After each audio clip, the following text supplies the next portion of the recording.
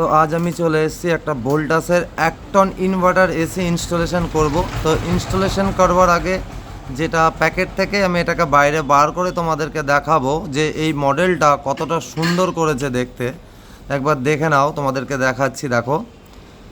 তো এই দেখো, এর পুরো এইখানে যেটা আছে রিমোটটা সাইডে রেখে দিয়ে আমি তোমাদেরকে এসিটা দেখাচ্ছি। দেখো কত সুন্দর লাগছে, বুঝতেই পারছো।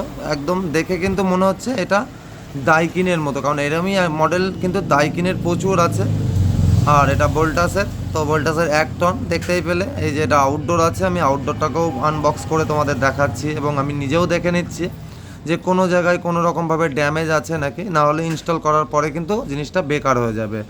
তাই চলো, এই যে দেখতে পাচ্ছ এখানে ইলেকট্রিক পয়েন্ট করা আছে, আর ঠিক ওই দেয়ালের সাইড দিয়ে একদম এই যে ত্রিকোণা আছে, যেটা ত্রিভুজ আকৃতি, ওখানেই আউটডোর সেট হবে।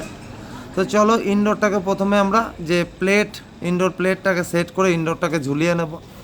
ইনডোর ঝুলিয়ে নেওয়ার পরেই কিন্তু আমরা আউটডোরটাও ওখানে ইনস্টলেশন করে নেব। তো দেখে নিচ্ছ আমার এখানে যে আছে লিটন, তো ওই করছে। এই যে দেখতে পাচ্ছ ইনডোরটাকে কিন্তু আমরা খুব সুন্দরভাবে ওয়াটার লেভেল করে আমরা জিনিসটা সেট করে এই দেয়াল দিয়ে, এই যে আউটডোর এখানে আছে, আউটডোরটা কিন্তু আমরা এই দেয়ালে ইনস্টল করব। তার আগে আউটডোরে স্ট্যান্ড ফিটিংস করে নেব। তো আমরা দুজনেই আছি, দুজনে একসঙ্গেই এটা প্রথমে ড্রিলিং করে নিচ্ছি। ড্রিলিং করে নেওয়ার পর আউটডোর স্ট্যান্ডটাকে আমরা ফিটিংস করে নিচ্ছি দ্রুততার সঙ্গে। তো এই যে আমাদের স্ট্যান্ড ফিটিংস হয়ে গেলেই আমাদের আউটডোরটাও উঠে গেল। আউটডোর আমরা তুলে নিলাম স্ট্যান্ডে, তুলে এবার এটাকে ভালো করে 4টে লেগই কিন্তু মজবুতভাবে টাইট করে নেব, যাতে কোনো রকমভাবে এটা না নড়ে এবং ভাইব্রেশনের কোনো রকমভাবে সাউন্ড হয়। তো দেখতেই পাচ্ছ আউটডোর কিন্তু আমাদের ইনস্টলেশন হয়ে গেছে। এবার যেটা করতে হবে সেটা হচ্ছে কপার পাইপের কানেকশান। তো আমরা এই পাইপটাকে প্রথমে পুরোটাই, যেহেতু আমাদের লম্বা এখানে এক্সট্রা এক্সটেনশনও হবে পাইপ, তাই আমরা আগে যেটা কোম্পানির পাইপ প্লাস হচ্ছে আমার নিজে থেকে একটু পাইপ যেটা বাকিটুকু লাগবে, সেটা কিন্তু আমরা এখানে ওয়েল্ডিং করে নেব।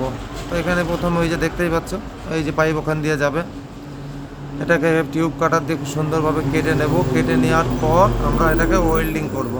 তো দেখতেই পাচ্ছ এই যে পাইপ কিন্তু আমরা খুব সুন্দরভাবে কেটে নিলাম, যতটুকু আমাদের প্রয়োজন, মানে এই বাকি যেটুকু কোম্পানি দেওয়া থাকে আর বাকি যেটুকু লাগবে সেইটুকু। তাই এই দুটোকে কিন্তু জয়েন্ট করার জন্য আমাদের একটা ওয়েল্ডিং করে নিতে হবে। তো ফার্স্ট সুইচিং করে আমরা ওয়েল্ডিং করে নিচ্ছি।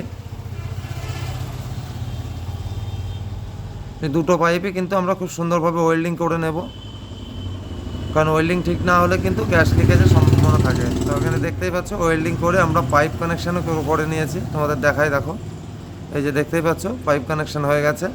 তো এবার আমরা এইগুলো ভ্যাকুম করে নেব। এই যে দেখতেই পাচ্ছ আমার ভ্যাকুম কিন্তু রানিং হয়ে গেছে, ভ্যাকুম হচ্ছে।